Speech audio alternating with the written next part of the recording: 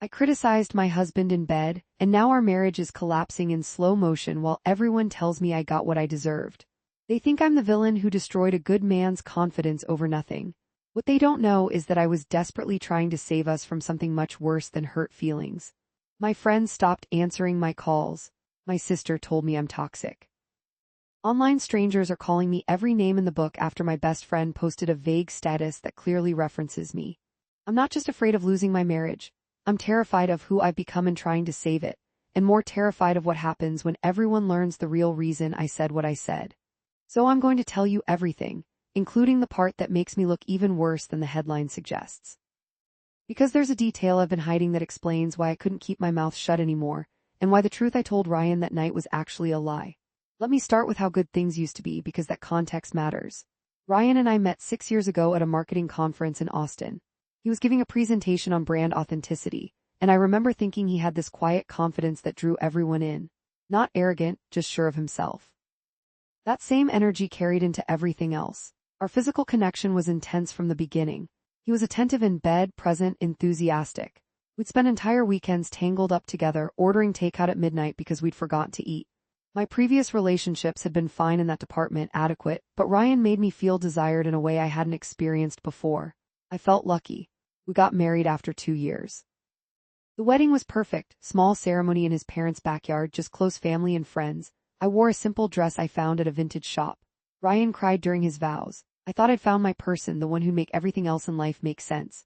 The first year of marriage was an adjustment, like everyone says. We moved into a new apartment, combined our finances, learned each other's annoying habits, but the physical side stayed strong.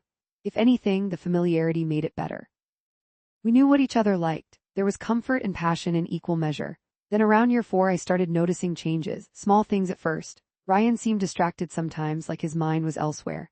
The frequency dropped off a bit, which I told myself was normal. We were busy with work, stressed about money, dealing with his mother's health scare. Life gets in the way, that's what married couples always say, but it wasn't just frequency.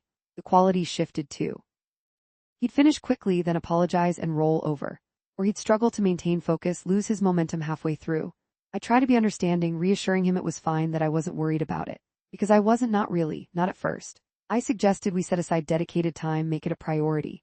We tried scheduling date nights, recreating our early relationship energy. Sometimes it worked. More often, we'd end up watching Netflix and falling asleep on the couch. The scheduled intimacy felt forced, performative in a way that killed whatever spontaneity we had left.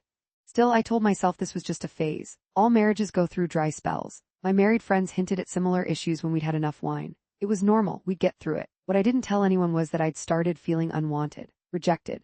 Like maybe the problem was me, maybe I'd gained weight, maybe I wasn't attractive to him anymore, maybe he'd realized he'd settled. These thoughts would creep in late at night while he slept beside me, oblivious to my spiral. I tried everything I could think of. I bought new lingerie, though it felt ridiculous putting it on only to have him yawn and say he was exhausted. I suggested couples activities to build connection, hiking, cooking classes, even a pottery workshop that I hated. I initiated more, trying to take the pressure off him. Nothing seemed to shift the pattern. Then one night about 8 months ago, I made a decision that felt small at the time. Ryan had fumbled through another disappointing encounter, apologizing again, and instead of reassuring him like usual, I stayed quiet, just rolled onto my side, letting the silence communicate my frustration. He noticed immediately. "What's wrong?" "Nothing," I said, but my tone said everything. That was the beginning, though I didn't know it then.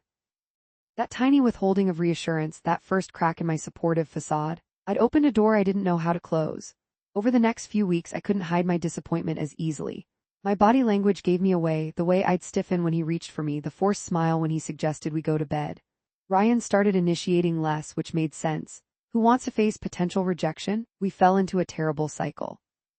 The less we connected physically, the more distant we became emotionally. The more distant we became, the worse the physical connection got when we did try. I felt trapped in a marriage that looked perfect from the outside while I was slowly dying of loneliness inside it. I started wondering if this was it, if this was what the rest of my life looked like. My parents had divorced when I was 12. I'd promised myself I'd never put kids through that I'd work on my marriage no matter what. But I also never imagined feeling so unwanted in my own bed. My friend Jessica suggested therapy. I brought it up to Ryan carefully, framing it as something to strengthen our relationship, not fix it. He agreed, which gave me hope. But he kept postponing making the appointment, saying work was crazy, he'd do it next week. Weeks turned into months. I began having thoughts I'm not proud of. When attractive men smiled at me at the coffee shop, I'd smile back a little too long. I found myself dressing nicer for work, enjoying the attention from colleagues. Nothing happened, I never crossed that line, but I was aware of testing boundaries in my mind. Then came the night that changed everything. We'd been at his company's holiday party. I'd worn a dress I knew looked good, had got my hair done. Multiple people complimented me. I felt attractive for the first time in months, visible again. Ryan had a few drinks, which was unusual for him. On the drive home, he was touchy, affectionate like the old days. When we got home, he pulled me toward the bedroom with actual desire in his eyes. Finally, I thought. Finally, we're breaking through this, but it fell apart quickly. He couldn't maintain his focus, got frustrated with himself, and within minutes it was over. He collapsed beside me, mumbling another apology. Something in me snapped. All the months of reassurance, of pretending it was fine, of swallowing my own needs, it erupted. "This isn't working," I said. My voice came out harder than I intended. He froze. "What? This, us in bed, it hasn't been working for months and I can't keep pretending it's okay." I watched his face crumble. Even in my anger, I knew I was crossing a line, but I couldn't stop. "Your performance has been really disappointing," I said. The word disappointing hung in the air between us like poison. "I've been patient, I've been supportive, but nothing's changing. I need you to actually do something about this instead of just apologizing." Ryan sat up, pulling away from me. "You've been keeping score, this whole time you've been judging me." "I'm not judging you, I'm being honest. Isn't that what we're supposed to do? There's a difference between honesty and cruelty." His voice was quiet, which somehow made it worse. If he'd yelled, I could have yelled back. But this quiet devastation left me nowhere to go. He got dressed and slept on the couch. I lay in bed, my heart pounding, replaying what I'd said. Part of me felt justified. I had been patient, it was a legitimate problem. But another part knew I delivered it in the worst possible way at the most vulnerable moment. I thought he'd cool off overnight. We'd talk in the morning, I'd apologize for my delivery while maintaining that the issue was real. We'd finally address this problem directly. Instead, Ryan barely spoke to me for days. He was polite, cordial even, but completely shut down, and he stopped touching me entirely. No goodbye kisses, no hand-holding on the couch, nothing. The physical distance I'd been complaining about became a canyon. A week later, I tried to initiate a conversation. "We need to talk about what I said." "You were very clear," he said, not looking up from his phone. "Message received." I didn't mean it to come out that harshly. I was frustrated, but I shouldn't have said it like that. "We're honest, I appreciate the honesty." But his tone said he appreciated nothing. I'd wounded him in a way I was beginning to understand couldn't be easily fixed. I tried apologizing several more times over the next weeks. Each time, Ryan accepted the apology with the same cool politeness and changed nothing about his behavior. He came home from work, made dinner or picked up takeout, asked about my day in the tone you'd use with a roommate. We were living parallel lives in the same apartment. The worst part was bedtime. We'd gotten ready silently, climbed into bed on our respective sides and lay there in the dark, not touching. The space between us felt like miles. I'd reach out sometimes, testing, and he'd give me a brief, brotherly pat before rolling away. I was getting exactly what I'd complained about, no disappointing sex, but I'd never felt more rejected in my life. At least before, he was trying. Now he'd completely withdrawn and I was starting to panic. Here's what I haven't told anyone. The part that makes me look even worse, I didn't actually think the sex was that disappointing. It wasn't ideal, no, but it wasn't the real problem. The real problem was that I'd found something that made me question everything about Ryan. And instead of addressing it directly, I'd used our intimacy issues as a weapon, a way to hurt him because I was hurting. 3 months before that fight, I'd been looking for our insurance cards in Ryan's desk drawer. I found a prescription bottle instead. Lexapro, an antidepressant I had no idea he was taking. I stood there holding the bottle, my mind racing. Ryan had never mentioned depression, never said he was struggling, never told me he'd started medication. The prescription was 4 months old. He'd been dealing with this alone while I'd been spiraling about our sex life. I should have talked to him immediately. Asked him how he was doing, why he hadn't felt safe telling me, how I could support him. That's what a good wife would do. Instead, I put the bottle back and said nothing. Because acknowledging it meant acknowledging that our intimacy problems probably had nothing to do with me, nothing to do with attraction or desire. They were a side effect of medication he needed to function, to manage an illness he was suffering through in silence. And if I acknowledged that, I'd have to face what it said about me, that I'd made his medical issue all about my ego. So I carried this secret, watching him struggle, watching us struggle, and saying nothing. When he'd apologize after disappointing encounters, I knew why it was happening. I knew it wasn't his fault. And I still let him feel inadequate because some part of me was angry that he hadn't trusted me enough to share what he was going through. The night I finally exploded at him, I knew about the medication. I knew my criticism was hitting a man who was already dealing with depression, already feeling diminished. I knew exactly how much damage those words would do. I told myself I was creating a crisis to force the conversation we needed to have. But really, I was punishing him for shutting me out, for making me feel unwanted, for being imperfect in ways I couldn't control. After that fight, Ryan withdrew completely. And I couldn't find a way to fix it without admitting I'd known about his medication all along, without revealing that my honest frustration was actually calculated cruelty. I tried everything else first. I apologized repeatedly for my delivery. I suggested therapy again, even made the appointment myself. Ryan said he'd think about it, then never confirmed he'd go. I bought his favorite foods, tried to create opportunities for us to reconnect. Nothing worked. My friend Jessica finally confronted me over coffee. "What's going on with you and Ryan? He looks miserable every time I see him." "We're going through a rough patch," I said vaguely. "Did something specific happen?" I told her a sanitized version, that I'd criticized him about our sex life, that he'd shut down, that I couldn't reach him anymore. Jessica's expression shifted from sympathetic to judgmental. "You criticized him about sex, how he performs." "It was a legitimate issue. Becca, that's like the #1 thing you never do. That's ego death territory for guys. Of course he shut down. So I'm just supposed to be unsatisfied forever. You're supposed to approach it with sensitivity. Make it about connection, about seeing a doctor together, anything but making it about his performance." Jessica shook her head. "I'm surprised he's still talking to you at all." Her judgment stung because I knew she was right. And I still couldn't tell her the full truth, that I'd known exactly what I was doing when I said it. The next week, Ryan's sister called me. "What did you do to my brother? What did he tell you?" "He won't tell me anything specific, just says you're having problems and he's not sure you can fix them. He sounds broken, Becca. I've never heard him like this. I made a mistake. I said something cruel and I'm trying to fix it." "Then fix it. He's a good man. He doesn't deserve whatever you're putting him through." I wanted to scream that he'd hidden his depression from me, that he'd been pulling away for months before I said anything.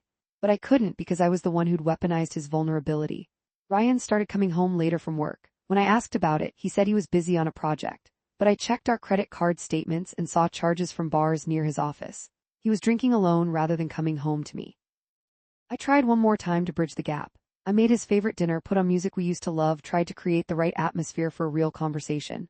"I miss you," I said when we sat down to eat. "I'm right here. You know what I mean? I miss us, the way we used to be." Ryan set down his fork. "The way we used to be. I didn't know I was disappointing you. Now I do. That changes things." I was wrong to say it like that. I was frustrated and I lashed out. "But you meant it. You've been dissatisfied with me, with us, probably for a long time. You just finally said it out loud." "That's not," I stopped myself, because it was partly true. I had been dissatisfied, just not for the reasons he thought. "I'm trying here, Ryan. I'm apologizing. I'm making an effort. You're just punishing me." "I'm protecting myself," he said quietly. "You told me I'm not good enough for you. I heard you. I'm just making sure you don't have to keep being disappointed. By never touching me again, by shutting me out completely. Would you prefer I keep trying and failing, keep giving you more reasons to judge me?" The conversation spiraled into our first real fight since the original incident. I accused him of being passive-aggressive. He accused me of being cruel and impatient. We both said things we'd regret, and he ended up leaving, saying he was staying at his friend Mark's place. He was gone for 3 days. During that time, I barely slept. I kept checking my phone, hoping for a text. I imagined him telling Mark everything, Mark telling him to leave me, the whole friend group turning against me. When he came back, he was different. Calmer but also more distant, like he'd made some kind of decision. "I think we should separate," he said. "Not divorce, just some space. I'll stay with Mark for a while and we can figure out what we want." "I don't want space, I want to fix this." "Then you should have thought about that before you eviscerated me in our bed." The word eviscerated hit me hard. That's how he'd experienced my criticism, as evisceration, and I didn't, knowing he was already struggling with depression. "Please don't go," I said. "Let's try therapy or medication or anything, just don't leave." "Medication?" His eyes narrowed. "Why would you bring up medication?" Slipped. The word had come out without thinking, revealing I knew more than I'd let on. "I just meant like couples therapy, or if you wanted to see a doctor about the physical stuff." "How long have you known?" His voice was dangerously quiet. "Known what? Don't play dumb, Becca. You found my medication. How long have you known?" My silence answered the question. "Months," he said, not a question. "You've known for months that I'm dealing with depression, that the medication affects things, and you said nothing. You just let me feel like shit about myself while you kept this secret." "You kept it secret first. You never told me you were depressed. You never said you were struggling." "Because I was ashamed." His voice cracked. "Because I thought I could handle it on my own and I didn't want you to see me as weak. And I was right to worry, wasn't I? Because the second you had ammunition, you used it against me." "That's not fair. You called me disappointing, Becca. You knew I was on medication that affects sexual function, you knew I was depressed, and you still chose that word. That specific, soul-crushing word." He was right. I'd chosen that word carefully, precisely because I knew how deeply it would cut. "I was angry," I whispered. "You shut me out and I was angry and hurt, and I wanted you to hurt too." "Well, congratulations, mission accomplished." He grabbed his keys. "I'm going to Mark's. I'll come by this weekend for more of my stuff." Ryan, please, you don't get to beg now. You made your choice when you decided to wound me instead of help me. He left. I sat on the couch crying, knowing I destroyed something I couldn't rebuild. Over the next week I spiraled. I couldn't eat, couldn't focus at work. I kept replaying every moment, every choice I'd made. My friend group started fracturing. Jessica had apparently told others a version of events, and suddenly people were taking sides. I made the mistake of posting something vague on social media. Sometimes honesty in relationships is punished instead of appreciated. Within hours, someone who knew the situation posted a response calling me out for playing victim. The comments exploded. People I barely knew were weighing in, calling me toxic, abusive, emotionally manipulative. Someone created a whole thread on Reddit about partners who destroy their spouse's sexual confidence. I was pretty sure it was about me, though details were changed. My sister called. Mom told me you and Ryan are separated. What happened? I told her my side, leaving out the medication part because I was still trying to protect some version of myself. Let me get this straight, she said. You criticized him about sex, he pulled away, and now you're mad he's protecting himself? It's more complicated than that, is it? Because it sounds like you were cruel. He responded by creating boundaries, and you're shocked he won't just forgive you. You don't understand what I was dealing with. Then explain it to me. What was so terrible that you had to destroy his confidence? I couldn't answer. Because the real answer was that I'd been dealing with my own ego, my own insecurity, and I'd prioritized that over his mental health. Ryan came by that weekend to get his things. I'd hoped we could talk, maybe find some path forward. Instead, he brought Mark with him, clearly as a buffer. I need you to tell me the truth about something, Ryan said while packing his clothes. Did you tell people about our sex life? About my problems? Just Jessica. I needed someone to talk to. And Jessica told others, and now it's all over social media with details only you would know. My stomach dropped. I didn't know she'd. It doesn't matter. Everyone knows now. My coworkers know. My family knows. I can't even go to the gym without wondering if people are judging me. I'm so sorry. You're sorry you got caught. You're sorry it backfired. You're not sorry for what you did. He zipped his suitcase. My therapist says you're a narcissist, that everything you've done has been about your ego, not our marriage. You're seeing a therapist? I started right after you criticized me. Figured I needed professional help to deal with being such a disappointment. The bitterness in his voice was like a knife. This was what I'd done, turned a kind, confident man into someone who talked about himself with such self-loathing. I found your medication because I was looking for our insurance cards, I said desperately. I should have talked to you immediately, but I didn't know how. And the longer I waited, the harder it got. I was wrong, I know I was wrong, but I was scared too. Scared of what? Scared that you didn't trust me enough to tell me. Scared that I wasn't a safe person for you. Scared that maybe you were right not to trust me given what I did with that information. It was the most honest I'd been through this whole mess. For a moment I thought it might break through. Instead, Ryan just looked sad. Yeah. You weren't safe. I was right not to trust you. And that's the saddest part of all this. My instinct to protect myself from you was correct. He left with Mark. I was alone in our apartment, surrounded by the gaps where his things used to be. The next few weeks were a blur of crying, overthinking, and trying to control damage I'd already done. I deactivated my social media after the comments got too vicious. I stopped hanging out with our friend group because the judgment was too heavy. I threw myself into therapy finally. My therapist was less sympathetic than I'd hoped. You saw evidence of his depression and used it against him, she said in our second session. That's a significant breach of trust. I didn't use it against him intentionally. You criticized his sexual performance knowing it was affected by antidepressants. That's textbook intentional harm, even if you didn't consciously frame it that way.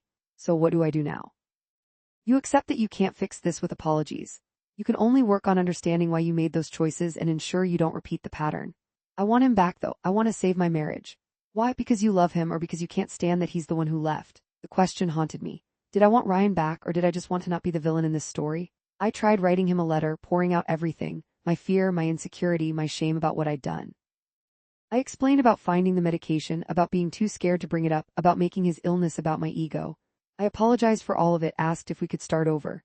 He responded via email, I appreciate you being honest, but it doesn't change what happened. I need to focus on my own healing now. I'll be in touch about next steps for the separation. Next steps sounded ominous, like divorce steps.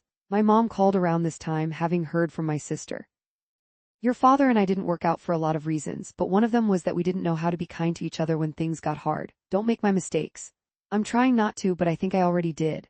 Then you learn from it. You can't undo it, but you can learn. I wanted to scream that learning didn't help if I'd already destroyed my marriage in the process. Ryan's friend Mark reached out, surprisingly. We met for coffee, and I expected him to berate me. Instead, he was oddly sympathetic.